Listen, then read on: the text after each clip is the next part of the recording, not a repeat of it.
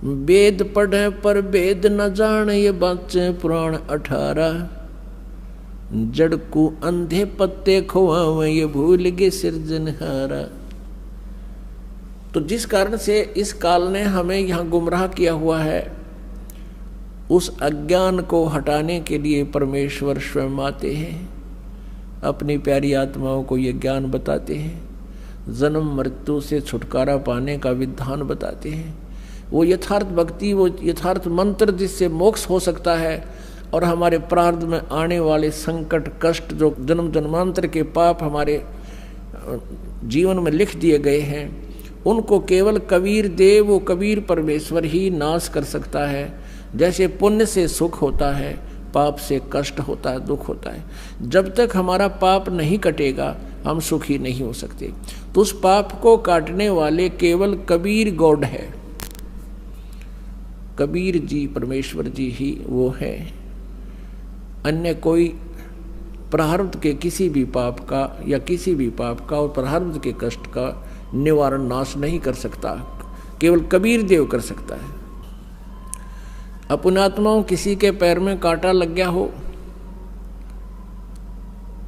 और ये अज्ञानी ऋषि महर्षि क्या कहा करते थे, जैसे कोई संकट निवारण करने के लिए ऋषि महर्षि संतों के पास जाते थे। प्रथम तो वो जंतर मंत्र बताते थे, ऐसा कर ले, ऐसा जाप कर, इतना 1000 जाप ये कर ले, 11,000 गायत्री जाप कर ले, क्या 1100 रुपये का ये भंडारा करवा दे। सब कुछ कराने के उपरांत भी कोई लाभ नहीं होता था। तो वे क्या कहते थे, वो अज्ञानी और वेद ज्ञानहीन ऋषि महर्षि गुरु ब्राह्मण, कि ये तुम्हारे प्रारब्ध का कष्ट है, तुम्हें भोगना ही पड़ेगा। उदाहरण देते थे, श्री कृष्ण जी ने श्री राम रूप में सुग्रीव के भाई को मारा था, बाली को धोखा देकर वृक्ष की ओट लेकर। वो उसके प्रारब्ध में लिखा गया था। उस प्रारब्ध के कर्म का भोग श्री कृष्ण रूप में विष्णु जी ने भोगना पड़ा। फिर हम चुप हो जाते थे, हमारे पास तर्क नहीं था, तर्क की गुंजाइश नहीं थी, लेकिन आत्मा में हार नहीं थी। हम ये सोचते थे कि नहीं, भगवान ऐसी कोई शक्ति है जो हमें लाभ अवश्य देगा, क्योंकि आत्मा परमात्मा से परिचित है कि वो परम शक्ति है। लेकिन अज्ञान ने इसके ऊपर इतने आवरण छा दिया कि ये विश्वास नहीं कर पाती, और लेकिन ये रुक भी नहीं पाती। और जिस कारण से ये कभी किता झाड़े लाने वालों के पास, किता को भूत प्रेतों के जंतर मंत्र करणियों के पास, किसी ऋषि महर्षियों के पास, या किसी मंदिर और मस्जिद गुरुद्वारों में जा जाके अपनी मन्नतें मांगते हैं, और आखिर में ज्यों के त्यों ही रह जाती हैं, क्योंकि वहाँ वो विधान, वो सिद्धांत नहीं है, वो मंत्र नहीं है जिससे प्रारब्ध का नाश हो सके। तो एक आम विधान बन गया, सभी ने ये फाइनल कर दिया कि लिखे हुए कर्म का भोग तब भोगना ही पड़ेगा। पाप नाश नहीं हो सकते, पाप कट नहीं सकते, और पाप कटे बिना सुख नहीं हो सकता। जैसे किसी के पैर में कांटा लगा हो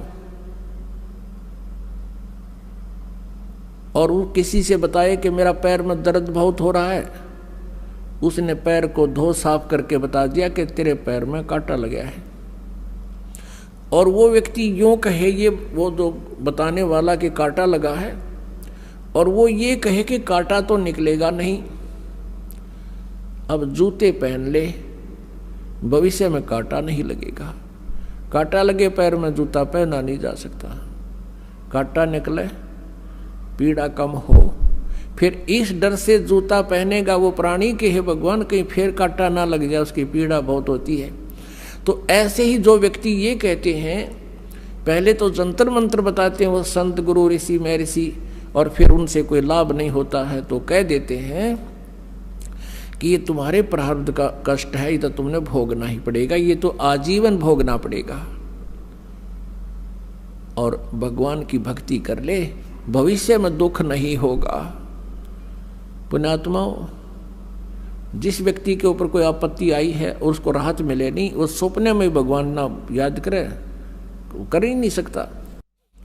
अब वो पाप रूपी कांटा निकले जिससे पीड़ा टेंशन हो रही है, और फिर वो व्यक्ति भक्ति करे इस डर से राम नाम का जूता पहनेगा, हे भगवान कहीं फिर बिजली ना गिर जा। इस डर से, इस भय से फिर वो सदा भक्ति करेगा, मर्यादा में रहेगा, क्योंकि उसने आपत्ति को झेल कर देख लिया उसमें कितनी पीड़ाएं होती हैं। और कोई ये कहे कि ये तो कष्ट बना ही रहेगा, आगे भक्ति कर ले, वो सपने में भी नहीं कर सकता भक्ति। ऐसे तो नास्तिक हो गए, पूरा चीन नास्तिक हो गया, जिसमें विश्व की आधी के लगभग जो है जनसंख्या है, और पूरा रूस नास्तिक हो गया। जो पहले सब आस्तिक थे, महात्मा बुद्ध को माना करते थे, उनको महात्मा मानकर, संत मानकर उनकी शिक्षाओं को ग्रहण किया उनके पूर्वजों ने, लेकिन आध्यात्मिक लाभ नहीं मिला। औपचारिक ज्ञान जो महात्मा बुद्ध ने बताया तो आम माता पिता अपने बच्चों को बता देता है, लेकिन जब तक उसके पास समाधान नहीं है, परमात्मा का सहयोग साथ नहीं है, और वो मंत्र नहीं जिसे पाप नाश हो, जीव परमात्मा को नहीं मान सकता। और काल यही चाहता है कि नास्तिक हो जाए, कलयुग में विशेषकर, उससे पहले कोई नास्तिक नहीं था।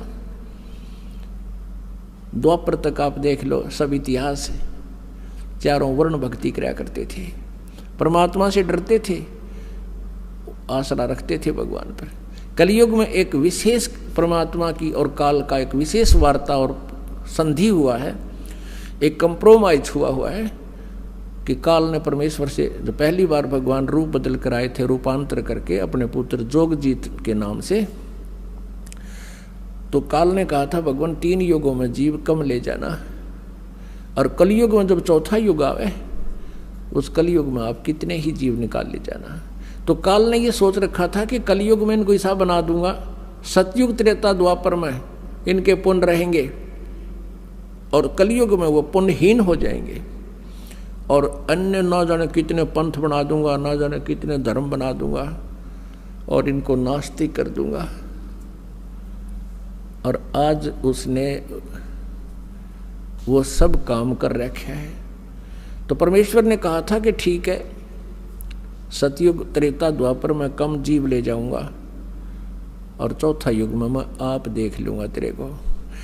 अब ये वार्ता फिर बताएंगे, आज प्रसंग कुछ और है। अब कहने का भाव ये है कि जब तक हमारा पाप नाश नहीं होगा, कांटा नहीं निकलेगा, तो पीड़ा मिटे नहीं, और पीड़ा नहीं मिटेगी तो जूता पहना नहीं जा सकता। ठीक इसी प्रकार जो दुखी आत्मा यहाँ आते हैं, यदि वह परमात्मा परमेश्वर कबीर जी के जो हम दास नियम बताता है, मर्यादा बताता है, उस मर्यादा में रहोगे तो आप पर कष्ट नहीं रहेगा। आप ये सोच कर आते हो कि आज ही जादू मंत्र जंत्र कर दे गुरुजी, और फिर हम अपने राज्य गुरुजी अपने, नहीं, ये काम हम नहीं करेंगे। परमात्मा का उद्देश्य है कि तुम यहाँ आओ, इस ज्ञान से परिचित हो, कुछ ऐसी राहत तो आपको प्रथम दिन ही मिल जाएगी जो सच्चे दिल तक रो कर यहाँ समर्पित होगा।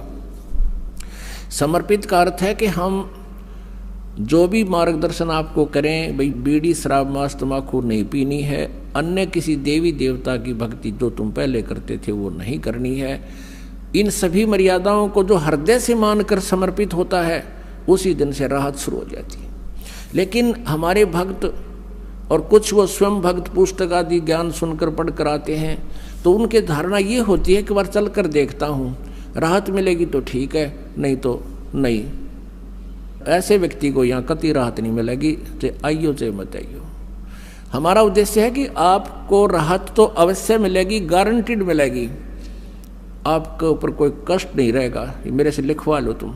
लेकिन जैसे हम कहें ऐसे करते रहो। आपको बार बार यहाँ बुलाने का उद्देश्य है कि आप भगवान से परिचित हो जाओ, और परिचित होने के बाद फिर अननेसेसरी डिमांड खत्म हो जाएंगी, जिनके कारण हम भगवान से दूर होते चले जाते हैं, जिनकी हमें आवश्यकता नहीं। और फिर आप देखना प्रतिदिन भगवान कितने सुख देगा, आपकी सोच भी नहीं सकते।